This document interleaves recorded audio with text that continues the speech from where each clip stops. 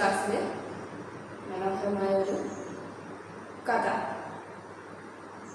എന്ന് പറയുന്ന സമയത്ത് കഥ മാത്രമല്ല, പണ്ട് കാലത്ത് നമ്മുടെ സമൂഹത്തിൽ നിലനിന്നിരുന്ന അനാചാരങ്ങളുമായി ബന്ധപ്പെട്ട ഒരു കഥയാണ് നിങ്ങൾ പഠിച്ചത് അല്ലേ?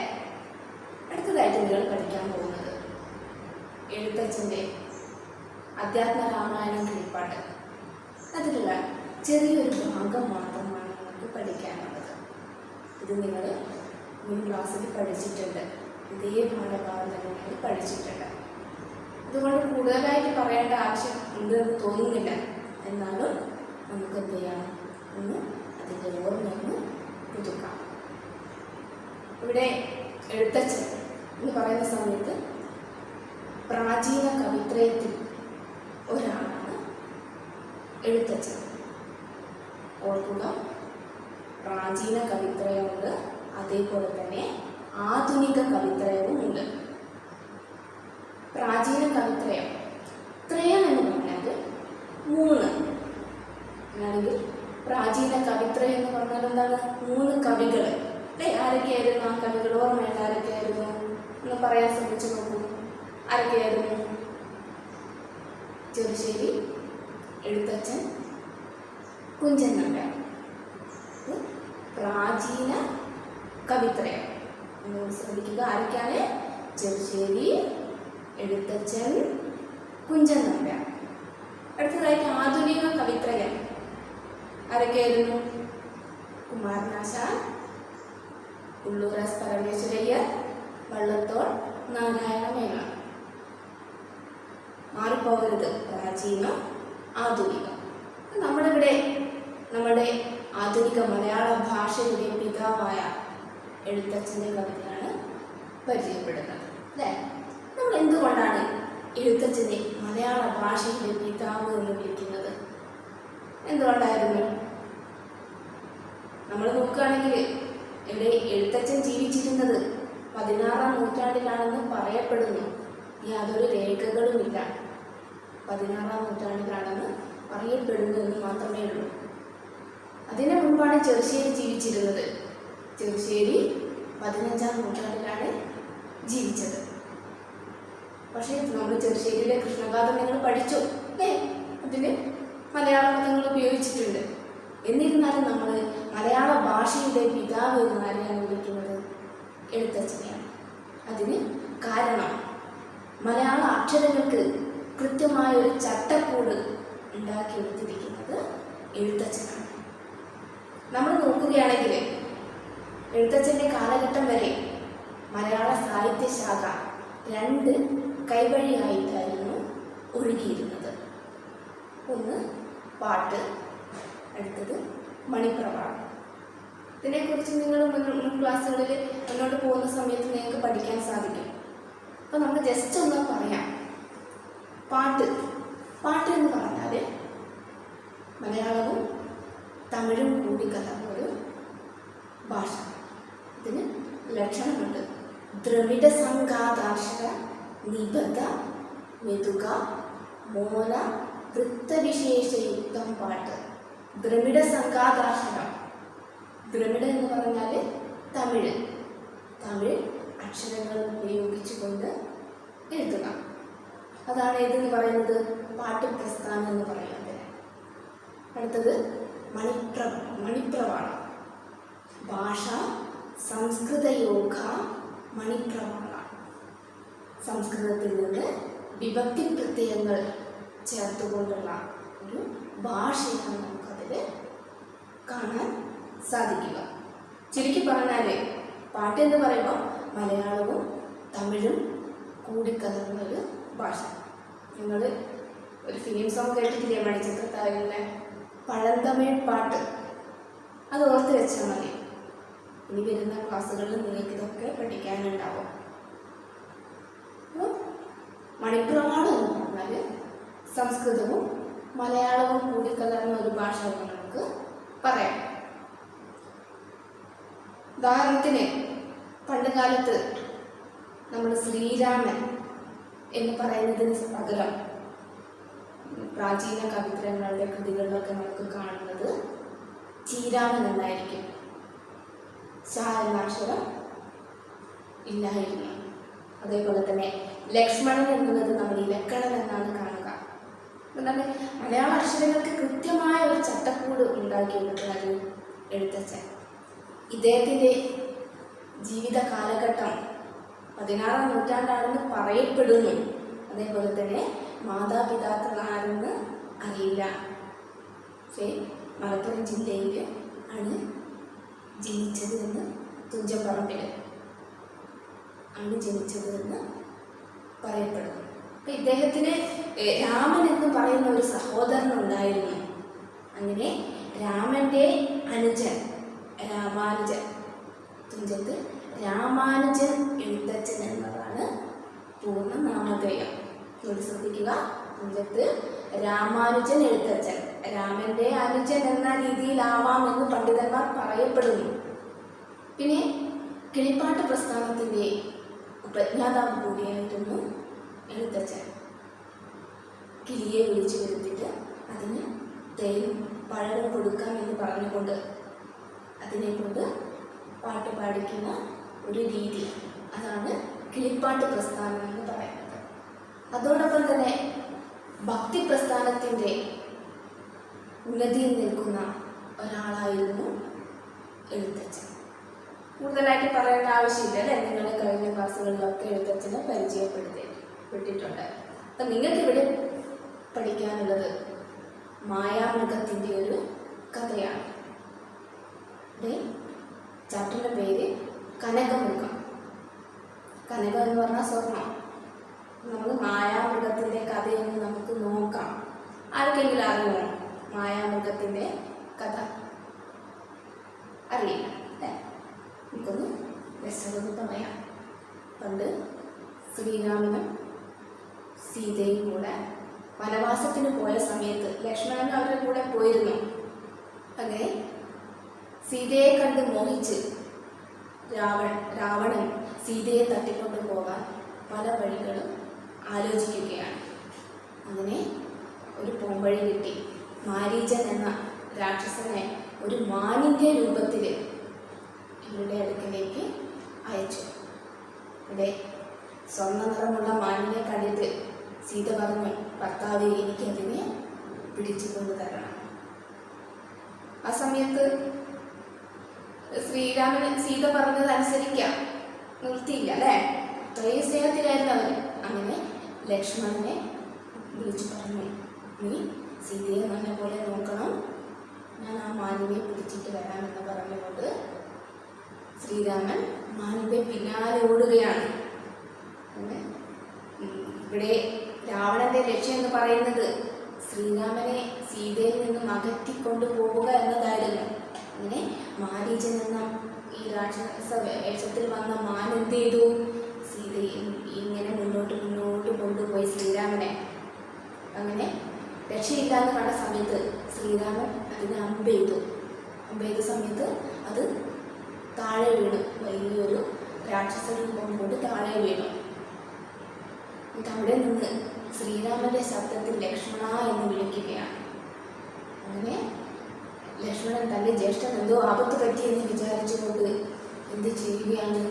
ജ്യേഷ്ഠനെ തേടി പോവുകയാണ്. ആ സമയത്ത് രാവണൻ ഒരു ബുദ്ധ സന്യാസിന്റെ വേഷത്തിൽ വന്നിട്ട് സീതയെ തട്ടിക്കൊണ്ടു പോവുകയാണ്. ഇതാണ് മായാമൃഗത്തിൻ്റെ കഥ. അപ്പം നമ്മളിവിടെ പറഞ്ഞത് അധ്യാത്മ രാമായണം, കിളിപ്പാട്ട്. രാമായണം ആരാ എഴുതിയത്? വാൽമീകി. അദ്ദേഹത്തിൻ്റെ കഥയിൽ നിന്നും ചെറിയ ചെറിയ വ്യത്യാസങ്ങൾ എഴുത്തച്ഛൻ ഉണ്ടാക്കിയെടുത്തിട്ടുണ്ട്. ഇവിടെ രാമായണത്തിൽ രാമൻ എന്ന് പറയുന്നത് ആദർശപുരുഷനായ ഒരു രാജാവായിരുന്നു. ഇവിടെ അധ്യാത്മ രാമായണത്തിലാവട്ടെ ശ്രീരാമൻ എന്ന് പറയുന്നത് മഹാവിഷ്ണുവിൻ്റെ ഒരു അവതാരമായിട്ടാണ് ജനിച്ചിരിക്കുന്നത് എന്നാണ് പറയുന്നത്. അപ്പോൾ നമുക്കൊന്ന് പാഠഭാഗത്തിലേക്ക് ചെറുതായിട്ടൊന്ന് എത്തി നോക്കാം അല്ലേ? എല്ലാവരും ടെക്സ്റ്റ് ബുക്ക് ഓപ്പൺ ചെയ്ത് പേജ് നമ്പർ 37 എടുക്കുക. പാഠം 11 കനകമൃഗം. ഭർത്താവെ കണ്ടീലയോ കനകമയ മൃഗം, എത്രയും ചിത്രം ചിത്രം രത്നഭൂഷിതമിതം. പേടിയില്ലതിനേതും എത്രയും അടുത്തു വന്നിടുന്നു, ഞെരുക്കമുണ്ടെത്രയുമെന്ന് തോന്നും.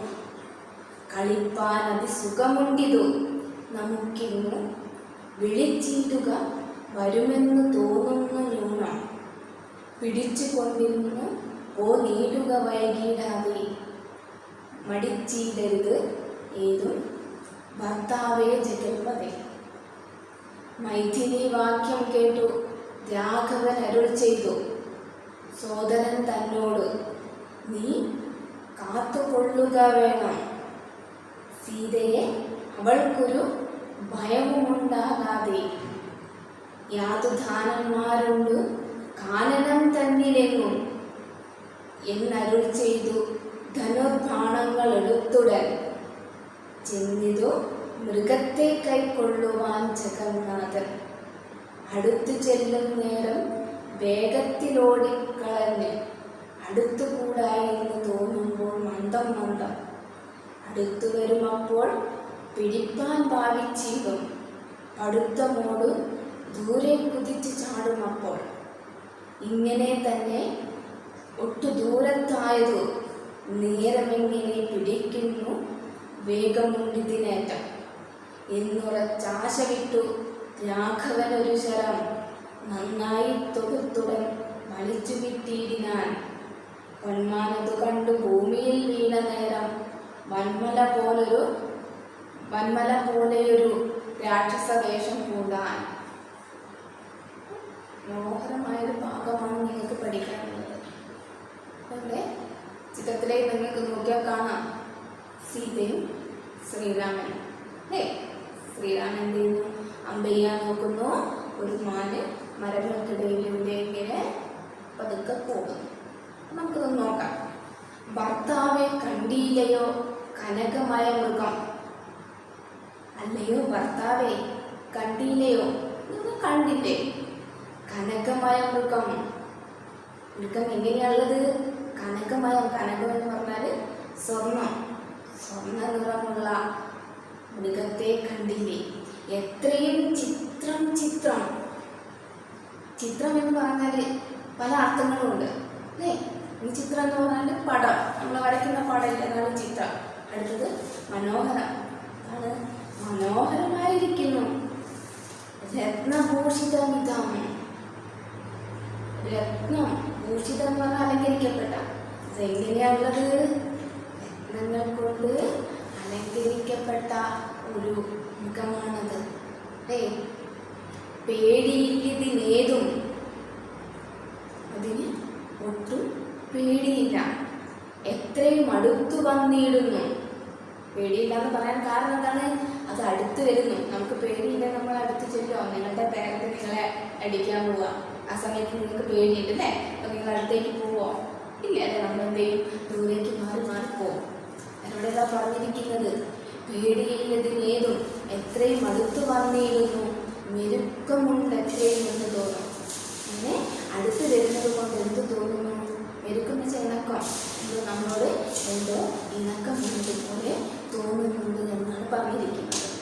പിന്നെയോ കളിപ്പാൻ അതിസുഖമുണ്ടിത്. അതിനെ കണ്ടിട്ട് എനിക്ക് എന്ത് തോന്നുന്നു? അതിൻ്റെ കൂടെ കളിക്കാൻ തോന്നുന്നു, നല്ല സുഖം ഉണ്ടാവുമെന്ന് തോന്നുന്നു. വിളിച്ചിടുക വരുമെന്ന് തോന്നുന്നു ന്യൂനം. ന്യൂനം എന്ന് പറഞ്ഞാൽ തീർച്ചയായും. ഇതിനെന്തോ ഒരു ഇണക്കം പോലെ, നമ്മളോട് എന്തോ ഇണങ്ങുന്നത് പോലെയുണ്ട്. അതുകൊണ്ട് നിങ്ങൾ വിളിച്ചു കഴിഞ്ഞാൽ എന്ത് ചെയ്യുന്നു പറയുന്നത്?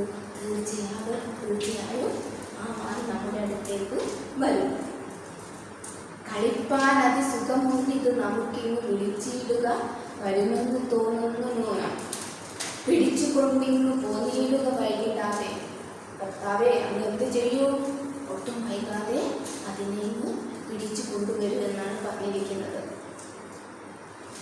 മടിച്ചിടരുതേതും ഭർത്താവെ, നിങ്ങൾ ഒട്ടും മടിക്കരുത്. ഞാൻ അത്രയും ഇഷ്ടപ്പെട്ടു പോയി, അതുകൊണ്ടാണ് നിങ്ങൾ ഒട്ടും മടിക്കരുത്. ജഗൽപതേ. ജഗൽപതേ എന്ന് പറഞ്ഞാൽ, ജഗൽ എന്ന് പറഞ്ഞാൽ ലോകം, ജഗത്ത് എന്ന് പറഞ്ഞാൽ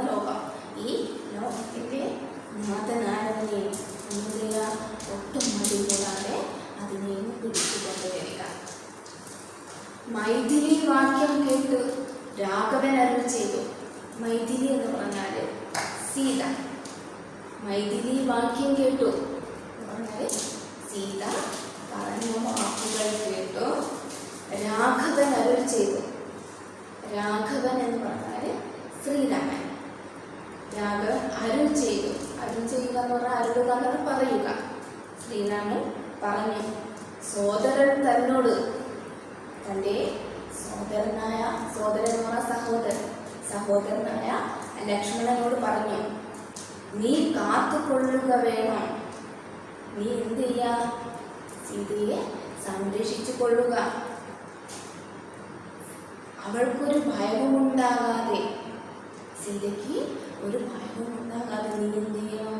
അവളെ കാത്തുകൊള്ളണം എന്നാണ് പറഞ്ഞത്.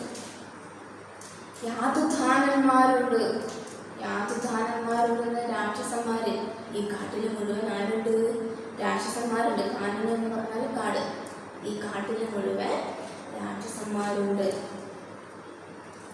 പിന്നെയോ എന്നരുൾ ചെയ്തു. ഇത്രയും പറഞ്ഞുകൊണ്ട് ധനുർബാണങ്ങൾ എടുത്തുടൻ.